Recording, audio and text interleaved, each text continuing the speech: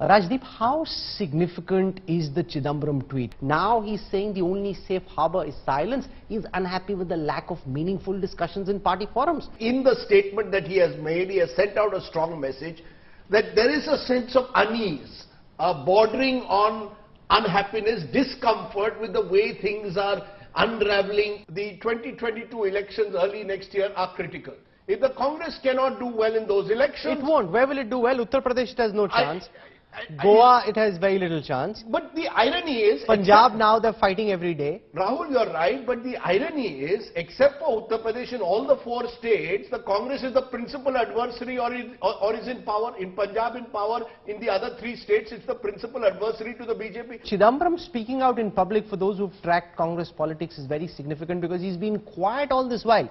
He's never had the greatest of relations with Rahul Gandhi. He's never thought of him as being particularly bright, but he's never spoken publicly so far. Now he's questioning the lack of a meaningful conversation within party forums. How significant is that? Is that Chidambaram in some senses throwing his lot with the G23? This is not a voice in isolation. What Chidambaram has said reflects the prevailing sentiment within the Congress party, both amongst workers and leaders. There is a sense of despair, disappointment, and even angst now. The Congress is hurtling into the abyss that it is. And do you think that with Chidambaram now raising his important voice and saying what he has? This is the best time for all political activists, politicians, to choose which camp they want to be in view of their Rajya Sabha membership and in view of the 2024 Lok Sabha election. Who really has nothing very much to do on this show except say, play on, boys, play on, because this is exactly what she wants. She just needs to sit back in 2024. I think the Congress is imploding from within.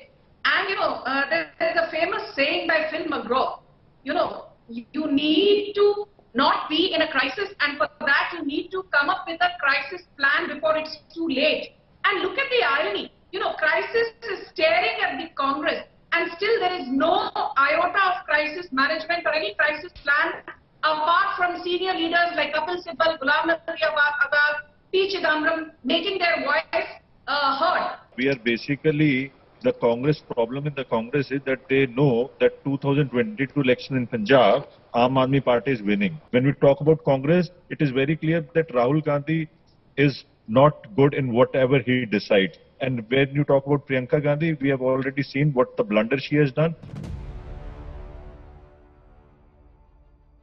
All the politicians lining up to the house of the Gupta family.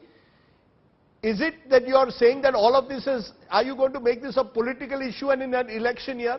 That this is about Yogi Adityanath's government because this has happened in a Gorakhpur hotel? Or is this just the way law and order functions in Uttar Pradesh for years? One has to look at the track record of chief ministers and deputy chief ministers of various states to see kahan pe system apradhi ho raha hai aur uske piche kis tarah ke log hain. It is one thing for chief minister to say good words, and I respect that to the deceased wife, Manisha. But it is another when his entire system, including ADG Law and Order, including SSP, DM, have come together to save the guy. Yogi Adityanath's effort has been there to control crime graph, and definitely it reflects in UP.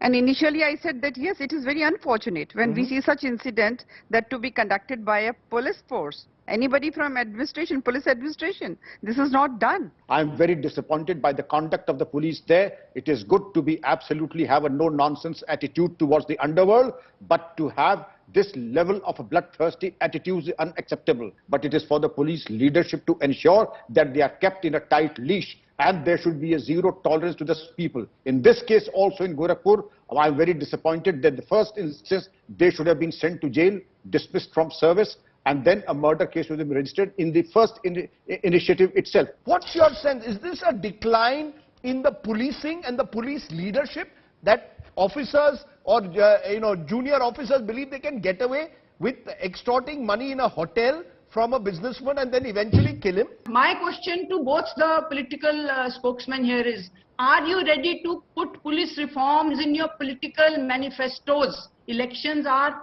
very near in UP. My request to everyone who is visiting this unfortunate death, every politician, please put police reforms in your political manifesto. كويس موافق How do you see this move in the United States for sanctions against the Taliban and to probe Pakistan government and army's help to Taliban between 2001 and 2021? After the withdrawal of the US in a very bad way from Afghanistan, you see that today everything of a government with collapsed, and it was because of that kind of a strategy and policy that Pakistan had with US, and even the US senators one by one today, they are blaming the CIA and Washington and also the President Biden because they say that Pakistan have played two-side role with the US.